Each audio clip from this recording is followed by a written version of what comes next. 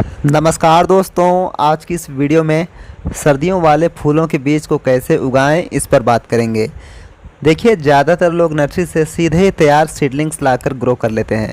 इस वजह से उन्हें मनचाहा फ्लावरिंग अपडेट देखने को नहीं मिल पाता है, क्योंकि नर्सरी वाले छोटे से प्लांट्स में फूल खिलाने के लिए केमिकल फर्टिलाइजर्स का सहारा लेते हैं। कोई भी नर्सरी में फ्लावर प्लांट्स लेने जाता है तो वो हमेशा फूल खिले हुए पौधों को ही खरीदता है, इसलिए नर्सरी वाले ऐसा करते हैं, जबकि उन पौधों की फ्लावरिंग का सही टाइम भी नहीं आया होता है।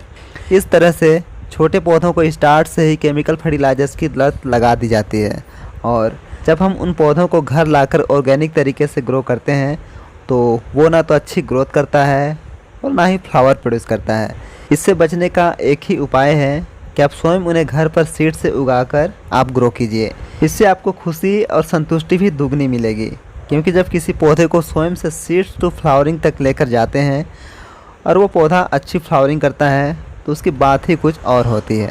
आज की इस वीडियो में मैं आपको पिटूनिया के सीड्स को ग्रो करके दिखाऊंगा, जिसके बीज बहुत ही टाइनी साइज़ के होते हैं। इतने छोटे बीज होने की वजह से, बिल्कुल रेत के दानों जैसी साइज़ होने की वजह से इसको सीड्स से ग्रो करने की वीडियो की सबसे ज़्यादा क्वेरी आती है। पिटूनिया के सीड्स को ग्रो करने के लिए हमें लेना है कोकोपीट, जिसे आप 2 से 3 बार तक अच्छी तरह से धोकर निचोड़ लें। इतने छोटे बीजों को आप मिट्टी में मत उगाइए, बीज नहीं उग पाते हैं और सड़ जाते हैं। कोकोपीट के अलावा आप रेत में भी इसके सीड्स को उगा सकते हैं, या कोकोपीट और रेत दोनों को बराबर मात्रा में लेकर भी आप पिटूनिया के सीड्स लगा सकते हैं। इससे आप कोकोपीट की 50% तक बचत कर पाएंगे। ग्रो करने के लिए आप जो कोई भी लेते हैं उसमें आप ध्यान दीजिएगा कि उसमें गहराई ज़्यादा ना हो। मेरी तरह आप या तो नर्सरी से सीडलिंग पॉट लाकर ग्रो कर सकते हैं, या कोई भी ऐसी चीज़ जो थाली की तरह हो, गहराई 2-3 इंच से ज़्यादा ना हो, वैसी ही चीज़ों को आप लीजिए। आपके सारे सीड्स उगेंगे, एक भी ख़राब नहीं होंगे। कोकोपीट को आपको अच्छे से दबाकर भर लेना है। कोकोपीट की ज़्यादा मोटी परत आपको नहीं लगानी है। कोकोपीट को फिल कर लेने के बाद आपको सीड्स को स्प्रिंकल कर देना है। स्प्रिंकल करने के बाद उसी कोकोपीट की बेहद पतली सी परत चढ़ाएंगे। सीड्स ढक भर जाने चाहिए। कोकोपीट की एक पतली परत चढ़ाने के बाद फिर से आप उसे अच्छे से प्रेस कर लीजिए, जिससे सारे सीड्स अपनी जगह पर फिक्स हो जाए। वाटरिंग करने पर इधर उधर बहकर ना जाए। वाटरिंग भी आपको सीधे हाथों से नहीं करनी है, बल्कि स्प्रे के माध्यम से ही आपको वाटरिंग करनी है। और वाटरिंग करने के बाद आपको इसे ऐसी जगह पर रखना है जहां सुबह शाम की धूप आए। इसे आपको दिन भर की खुली धूप में नहीं रखना है। यह वीडियो अगर आप ठंड ज़्यादा बढ़ जाने के टाइम पर देखते हैं तो जल्दी जर्मिनेट करने के लिए इसे पॉलीथीन से ढककर भी रख सकते हैं, जिससे अंदर ह्यूमिडिटी क्रिएट होगी और सीड्स का जर्मिनेशन प्रोसेस जल्दी स्टार्ट होगा। अभी के टाइम पर जब यह वीडियो मैं आपसे सितंबर के स्टार्ट में शेयर कर रहा हूँ, इसलिए अभी इसे पॉलीथीन से ढकने की कोई ज़रूरत नहीं है। और दोबारा वाटरिंग आप तभी करें जब टॉप लेयर की कोकोपीट ड्राई हो जाए। यह पहला अपडेट 14 दिनों का यानी 2 सप्ताह का यह अपडेट है। अगर आप सीडलिंग अभी सितंबर के स्टार्ट में ही करना स्टार्ट कर देते हैं तो शायद इतना अपडेट 8-9 दिनों में ही आ जाए। यह सीडलिंग मैंने लास्ट ईयर सितंबर के लास्ट में किया था। तब तक ठंड पूरी तरह से आ चुकी थी। ऐसे में सीड्स के जर्मिनेशन में टाइम ज़्यादा लगता है। अब अगला अपडेट लगभग 38 से 40 दिनों का है। जब ट्रू लीव्स आ जाए तब से आप फीडिंग स्टार्ट कर सकते हैं, जिससे यह सिंगल ग्रो करने के लिए, रिपोर्ट करने के लिए जल्दी तैयार हो सके।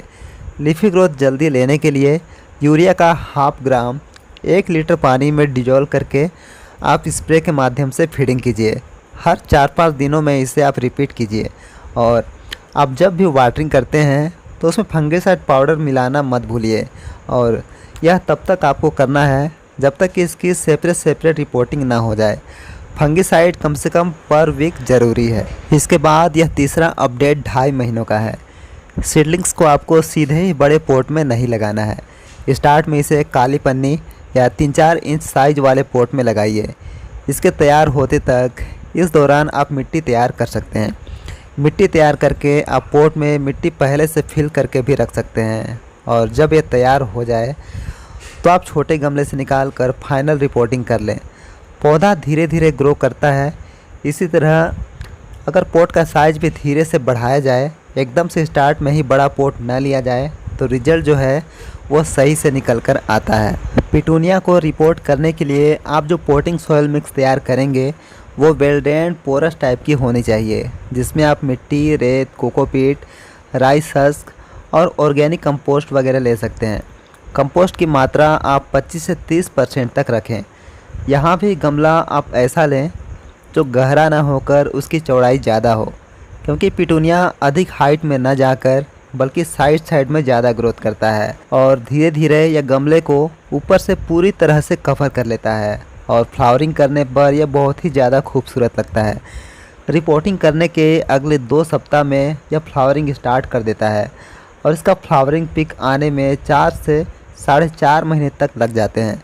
यानी इसकी सीड्स से लेकर फ्लावरिंग तक के सफ़र में टोटल इतना समय लग जाता है। दोस्तों, अगर आप भी विंटर फ्लावर्स के सीड लगाने की सोच रहे हैं तो मैं एक हॉबी गार्डनर का व्हाट्सएप नंबर डिस्क्रिप्शन में दे रहा हूं।